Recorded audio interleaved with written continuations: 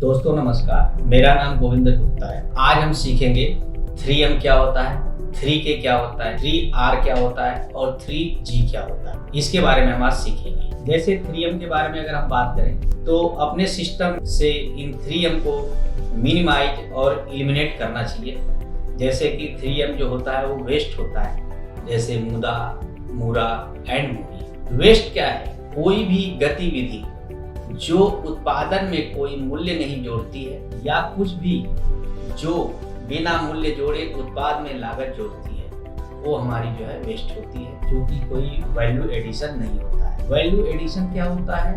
वस्तु में वांछित परिवर्तन करना। जैसे हम मान लें कि हमारा जो आउटपुट है, output equal to input, no value addition. हमारा कोई वैल्यू एडिशन नहीं है, लेकिन हमने कोई आउटपुट दिया और उससे जो इनपुट निकलता है उसमें वैल्यू ऐड होता है, वो होता है वैल्यू एडिशन। चेक पॉइंट हमारे हैं, जैसे कि हम 3M को अगर चेक करें। अब मुदा क्या है?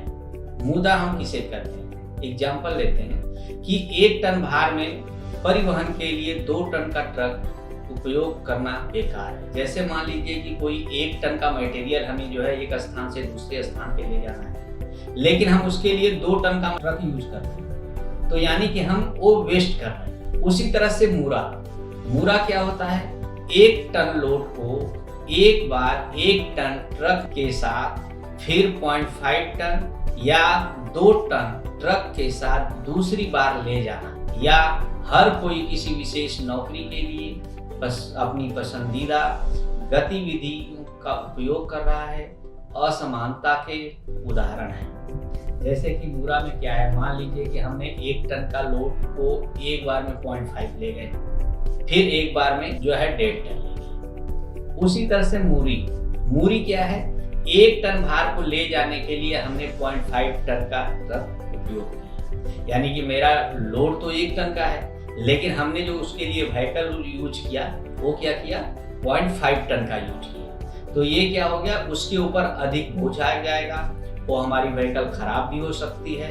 तो इसको हम कहते हैं मूरी, यानी ओवरबर्डन। अब अगर हम बात करें कि हम अपने प्लांट में गतिविधियों को कैसे पहचानें, तो उसके लिए बड़ा सिंपल फंडा है कि आपको देखना है कि हम मोशन कर रहे हैं या वर्क कर रहे हैं। मोशन का मतलब होता है कि हम पूरे प्लांट में घूम रहे हैं, घूम करके आकर के फिर एक जगह पे खड़े हो जा रहे हैं, या हमारी मशीन चल रही है लेकिन उससे हम कोई पार्ट नहीं बना रहे हैं, सिर्फ हमारी मशीन रन कर रही है। मान लीजिए कि हमारी प्रेस मशीन है, अब प्रेस मशीन हमारी चल रही है लेकिन हम उस पर क्या है? स्ट्रोक लगा रहे हैं, वो क्या होता है? हमारा वर्क होता है। तो इस तरह से हमें अपने इंडस्ट्री में पहचानना होता है कि हमारा मोशन क्या है और वर्क क्या है। अब वेस्ट को हमें कैसे एलिमिनेट करना है? कोई भी मैन्युफैक्चरिंग प्रोसेस में हमेशा बहुत सारे गैर बिक्री योग्य कार्य होते हैं और इसे समाप्त किया जाना चाहिए। नेक्स्ट अगर हम बात करते हैं कि saleable job, not saleable job और वेस्ट। सेलेबल जॉब क्या होता है? अब सेलेबल जॉब के बारे में बात करें तो गतिविधि जो उत्पादन को मूल्य प्रदान करती है, ग्राहक हमें इसके लिए भुगतान करता है, इससे लाभ उत्पन्न करने वाले कार्य के रूप में परिभाषित किया जा सकता है। उदाहरण: आकार, गुणवत्ता, सतह के उपचार में परिवर्तन। इसका जो सिंबल होता है वो सिंबल O का होता है, 0 का सिंबल होता है। जहां भी हमें सेलेबल का अगर लिखना है पॉइंट, अगर शॉर्टकट में, तो हम वहां पे O वर्ड यूज करेंगे या 0 वर्ड का यूज करेंगे, जिससे कि हमें ये पता लग जाएगा कि ये सेलेबल है। अब नॉट सेलेबल क्या होता है? नॉन सेलेबल बट नेसेसरी होता है। नॉट सेलेबल होता है कि किसी भी पार्ट को बनाने के लिए हम जो अदर एक्टिविटी करते हैं वो हमारी नॉट सेलेबल में आती है। नॉट सेलेबल जो है हमारी कहीं कहीं पे रिक्वायरमेंट होती है जिसे कि हमें करना पड़ता है। इसका जो सिंबल होता है वो सिंबल ट्रायंगल का होता है। अब हम बात करते हैं वेस्ट। वेस्ट क्या है? गैर वांछनीय अनावश्यक गतिविधियां जिनमें बहुत समय लगता है लेकिन ग्राहक इसके लिए भुगतान नहीं करते। इसका मतलब नुकसान है। इसे लाभहीन नौकरी के रूप में भी परिभाषित किया जा सकता है। केवल पैसा खोना उत्पादन नहीं निष्क्रिय समय। मान लीजिए कि हम कोई पार्ट बना रहे हैं प्रेस शाफ्ट का। अब हमें जो है कस्टमर कोई डिवरिंग का पैसा नहीं देता है, लेकिन हमारे पार्ट में बर आती है और हम उसको डिवरिंग करते हैं, तो वो क्या है, वेस्ट है, वो हमें नहीं करना है। इसका जो सिंबल होता है वो एक्स का सिंबल होता है, क्रॉस का सिंबल होता है। आगे हम 2 टाइप ऑफ मुद्दा जानेंगे। पहले बीइंग अवेयर, दूसरा नॉट अवेयर। समाप्त किया जा सकता है और नहीं भी। दूसरा पारदर्शिता नहीं है कि हमें करना क्या है। तो ये 2 टाइप के मुद्दे होते हैं। दोस्तों, आइडेंटिफिकेशन ऑफ काइजन हमें करना चाहिए। किसी भी वेस्ट को 3M को एलिमिनेट करने के लिए हमें क्या करना चाहिए कि हमें काइजन करने चाहिए। हमें अपने दिमाग में अलग अलग तरह के तरीके करने चाहिए। इसके लिए क्वेश्चंस होते हैं, हमें क्वेश्चन करना चाहिए, क्या इस काम को और आरामदायक बनाया जा सकता है? क्या इस ऑपरेशन के लिए कोई बेहतर तरीका नहीं है? क्या इसे करने का कोई तेज तरीका नहीं है? क्या ऐसा करने का कोई सुरक्षित तरीका नहीं है? ये चीजें हमारे दिमाग में आनी चाहिए, ये सवाल आने चाहिए। जब ये सवाल हमारे दिमाग में आएंगे तो हमारे अंदर ऑटोमेटिक कोई न कोई एक तरीका डेवलप होगा जिससे हम इसको इम्प्रूव कर सकते हैं। अब दोस्तों, हम आगे चलते हैं। अब हम सीखते हैं कि बेसिक 8 टाइप ऑफ वेस्टेज, 8 तरह के वेस्टेज होते हैं। उसको हम 1 बाय 1 जो है आपको बताते हैं। पहला है ओवर प्रोडक्शन, ज्यादा उत्पादन। हमें ज्यादा उत्पादन नहीं करना चाहिए। एक हमारी जो है क्वांटिटी फिक्स होनी चाहिए कि हमें जो है इतने का लॉट निकालना है, उतने का ही हमें लॉट निकालना चाहिए, उतनी ही क्वांटिटी हमें बनानी चाहिए। ऐसा नहीं कि हमारे पास स्पेयर कैपेसिटी है और हमारे पास मटेरियल अवेलेबल है, अब हम 3000 की जगह 5000 बना दिए, तो ये ओवर प्रोडक्शन हमें नहीं करना चाहिए। अनावश्यक मूवमेंट, हमें अनावश्यक जो है मूवमेंट नहीं करना चाहिए। हमें कोशिश करना चाहिए कि किसी पार्ट को बनाने के लिए सिंगल पीस फ्लो करें जिसमें कि हमें मूवमेंट कम करना पड़े। एक्सेस इन्वेंट्री, हमें एक्सेस इन्वेंट्री नहीं बनानी चाहिए कि हम एक्सेस इन्वेंट्री बना दें। पता लगा कि मेरा 1 महीने का जो है हमारा जो सेल है वो 3000 पीस है और हमने 1 टाइम में ही 6000 बना दिया, एक्सेस इन्वेंट्री कर दिया, तो उससे क्या होगा? उससे हमारा पैसा ब्लॉक होगा। हमारे पार्ट में जो एक्सेस इन्वेंट्री होती है उस समय हमारी रिजेक्शन परसेंटेज बढ़ जाती है, क्योंकि हमारे पास रखने के लिए साधन की कमी होती है। उसके बाद आइडियल टाइम, यानी कि समय को बेकार करना। मशीन चल रही है, हमें स्टॉक लगाना चाहिए, लेकिन हम खड़े हैं। तो ये चीजें जो है आइडेंटिफाई करनी चाहिए वेस्ट के लिए। आगे अगर हम बात करते हैं तो अननेसेसरी प्रोसेसिंग, हम अननेसेसरी का प्रोसेसिंग करते हैं कि जैसे ड्रा पार्ट है, ड्रा पार्ट के लिए सबसे पहले हम क्या करते हैं कि पार्ट को सबसे पहले जो है हमने नीचे रखा, फिर उसको टेबल पे रखा, फिर उसको हमने जो है मशीन पे रखा, फिर मशीन से जो है डाई पे रखा। अननेसेसरी की प्रोसेसिंग को हमें खत्म करना चाहिए। उसके बाद क्या है, प्रोड्यूसिंग डिफेक्टिव पार्ट, यानी कि हमें खराब पार्ट नहीं बनाना चाहिए। हम क्या करते हैं कि हमने आई चेक आई मेक का कंसेप्ट जो है इम्प्लीमेंट नहीं किया, हम पार्ट बनाए जा रहे हैं और पता लगा कि हमने डाई साफ नहीं किया और उसमें डेंट आए जा रहे हैं, तो ये हमें नहीं करना चाहिए। अननेसेसरी ट्रांसपोर्टेशन, अननेसेसरी का ट्रांसपोर्ट हमें यूज नहीं करना चाहिए कि हमने 20 पीस बनाया, उसको हमने पहले जो है दूसरे ऑपरेशन पे भेज दिया, फिर 20 पीस बनाया, उसको जो है दूसरे प्लांट में भेज दिया। अगर एक जगह से दूसरे जगह तक जा रहा है तो एक क्वांटिटी डिफाइन हो, उसमें जाना चाहिए और वो जो है हमारे को प्रॉपर वे में मेंटेन करना चाहिए। तो हमें अननेसेसरी के ट्रांसपोर्टेशन नहीं करने चाहिए। अननेसेसरी इंस्पेक्शन, ज्यादा हमें इंस्पेक्शन नहीं करना चाहिए। हमें अपने प्रोसेस को स्ट्रेंथन करना चाहिए और प्रोसेस को इतना जो है अच्छा बनाना चाहिए कि हमारा जो अननेसेसरी के इंस्पेक्शन है वो नहीं होने चाहिए कि ब्लैंक हमने काटा तो हमने इंस्पेक्शन किया, फिर ड्रा किया तो फिर इंस्पेक्शन किया, फिर ट्रिमिंग किया तो फिर इंस्पेक्शन किया। तो ये जो अननेसेसरी के इंस्पेक्शन होते हैं उसे हमें नहीं करना चाहिए। अब हम आगे बात करते हैं मूरा। मूरा क्या होता है? मूरा का अर्थ है अनियमितता। जब भी किसी संचालिका के कार्य में सुचारू रूप से कार्य का प्रवाह बाधित होता है, पुर्जों और मशीनों का प्रवाह बाधित होता है, वह मूरा कहा जाता है। मूरा कार्य का असमान वितरण, घटकों की असंगत गुणवत्ता, अपर्याप्त फुल प्रूफिंग के कारण असंगत गुणवत्ता। मूरा मीन्स क्या होता है? मूरा के बारे में हम आगे जानकारी करेंगे। इसमें प्रोडक्शन, उत्पादन, part flow, equipment usage, work done by team member, information flow, material delivery, causing shortage या over stock. Mura benefit of elimination of mura. हमें क्या बेनिफिट होगा अगर मूरा को हम एलिमिनेट करते हैं? इसमें क्या है? शॉर्टर लीड टाइम, कम टाइम में हमारा जो है कोई भी काम हो जाता है, कोई भी पार्ट बन जाता है। हमारे को WIP कम रखनी पड़ती है, फास्ट जो है रिस्पॉन्स मिलता है टाइम का, लो कॉस्ट में बनता है, ग्रेटर प्रोडक्शन फ्लेक्सिबिलिटी रहती है, हायर रेवेन्यू होता है, बेटर कस्टमर सर्विस होती है, हायर थ्रूपुट होता है, इंक्रीज प्रॉफिट होता है। अब हम बात करते हैं मूरी।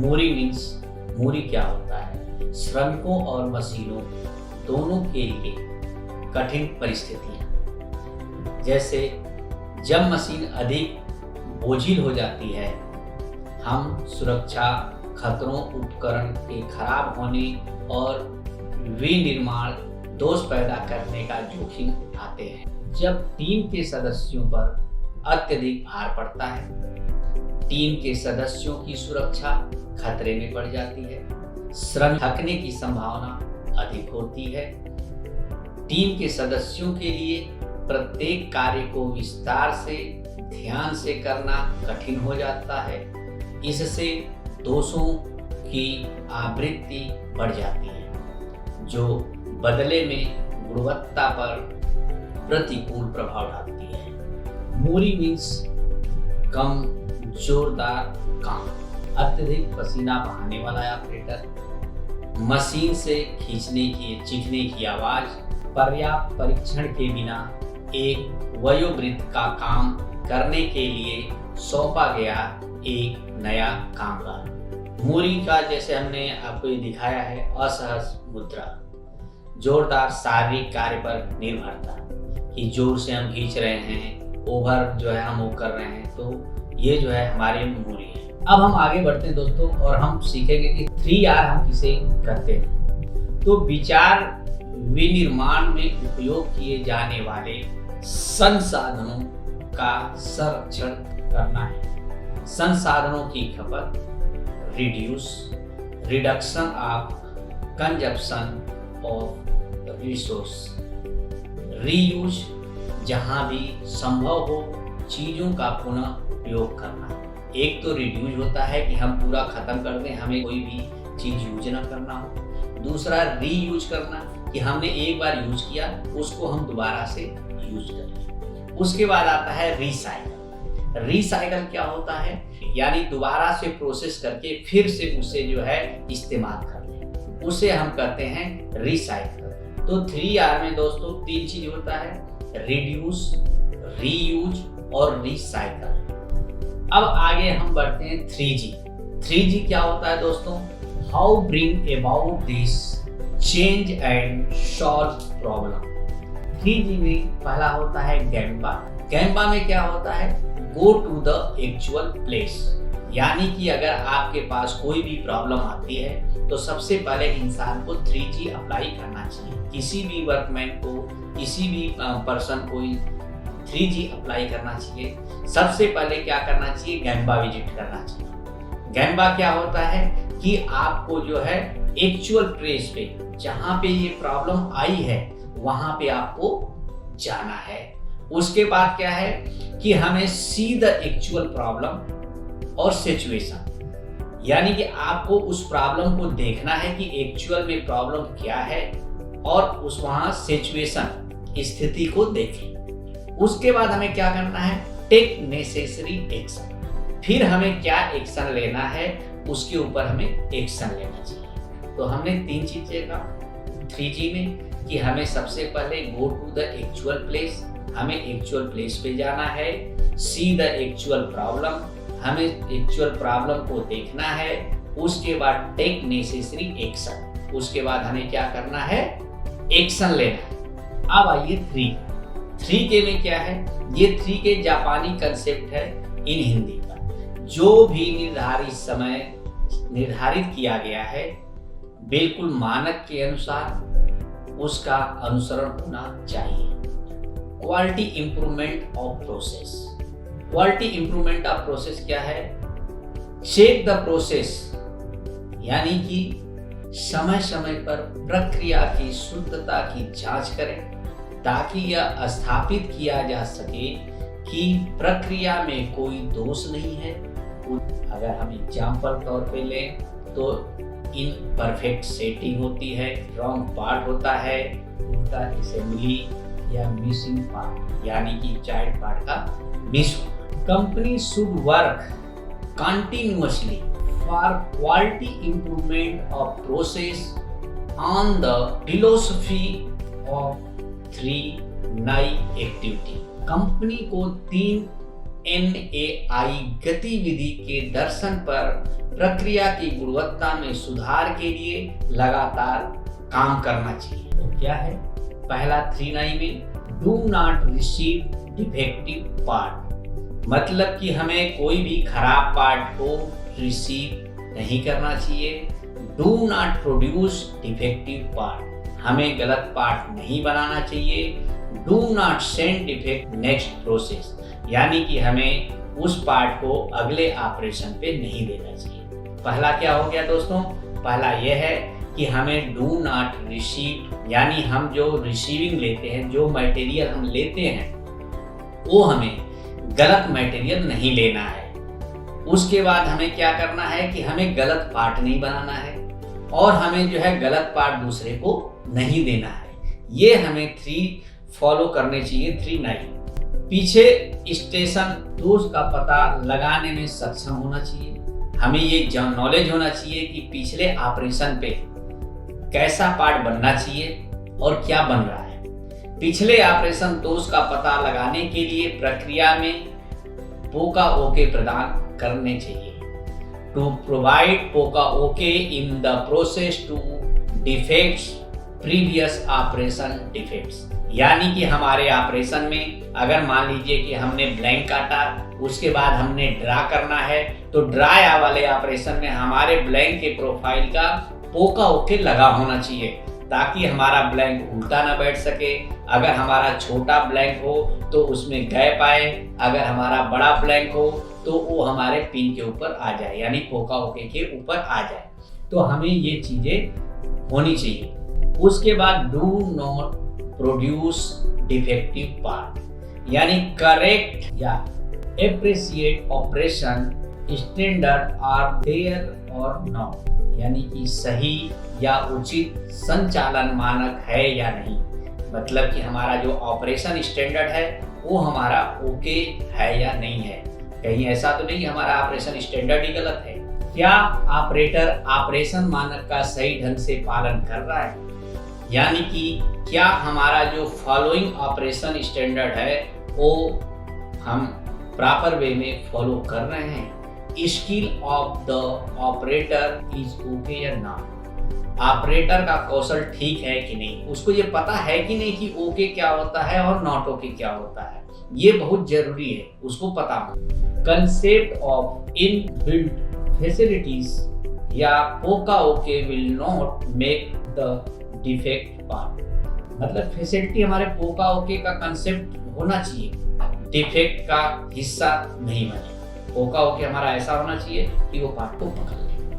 There is abnormality in the machine या facilities, मशीन या सुविधा में असामान्यता है या नहीं। क्या निर्दिष्ट आकृति पर कार्यात्मक जांच के लिए पोका ओके की जांच की जा रही है, यानी हमने जो पोका ओके लगाया है तो वो पोका ओके का हम चेक कर रहे हैं या नहीं कर रहे हैं डेली बेस पे। ऐसा नहीं कि हम वन टाइम में पोका ओके लगा और उसके बाद हम उसको चेक ही नहीं कर। उसके बाद do not send defects to the next process, correct inspection standard are available या नॉट। हमें ये देखना चाहिए कि हमारे पास करेक्ट इंस्पेक्शन स्टैंडर्ड है या नहीं है।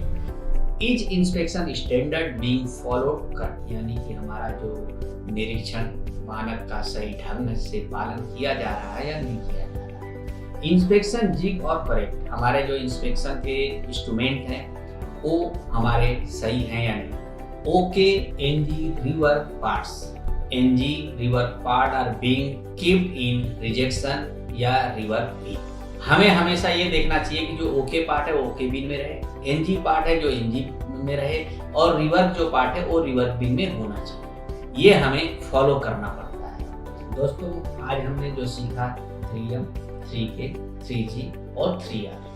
धन्यवाद।